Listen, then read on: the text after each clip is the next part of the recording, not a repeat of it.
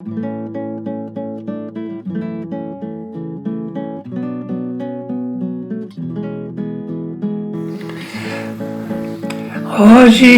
quarta-feira, 1 de setembro, mês no Brasil dedicado à Bíblia, a palavra de Deus, que é uma palavra de vida. Por quê? Eis, nós temos fé em Deus, que é o Criador deste universo maravilhoso. Ele fez tudo bem e criou o homem e a mulher à sua imagem. E estava tudo bem, mas nós constatamos como que aquela beleza de Deus foi estragada por algo que aconteceu. E sabemos pela palavra de Deus como os primeiros pais não usaram bem da liberdade que Deus lhes deu.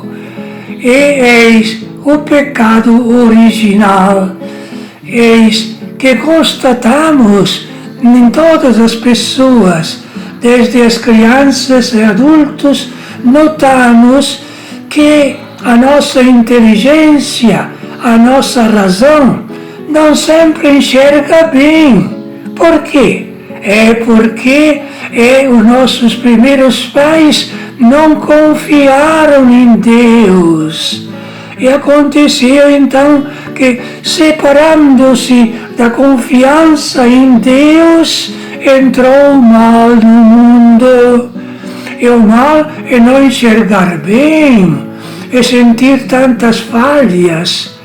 Mas Deus não mostrou-se só Criador de sabedoria, mas também de Pai. E então refletir mais através da palavra de Deus, da Bíblia, que deveríamos cada dia consultar para estarmos no caminho certo. Hoje, o Evangelho de Lucas, no seu capítulo 4, versículo 38 ao 44, fala de Jesus, que foi lá na casa de Simão Pedro. E logo disseram: olha, a sogra de Pedro está com febre. E Jesus vai lá e a faz levantar. E ela se levanta curada e serve a Jesus e também aos discípulos que estavam lá. Depois acorreram muitos então para receber de Jesus a imposição das mãos, e Jesus curava a todos. Mas a um certo momento, Jesus foi se afastando e a turma atrás dele.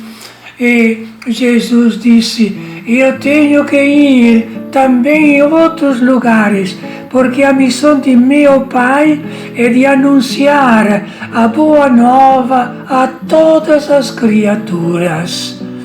Então, qual é o ensinamento deste trecho do Evangelho de hoje? Primeiro, nós estarmos atentos, não sermos egoístas, olhar onde há doentes, onde há quem precisa, para ajudá-los a aproximar-se de Jesus, como fizeram Pedro e os discípulos. Esta é uma coisa.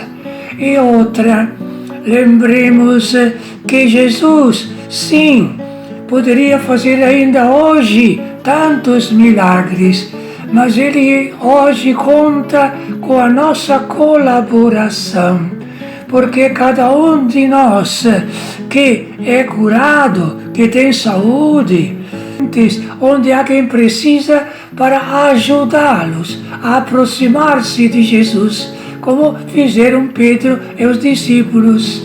Esta é uma coisa.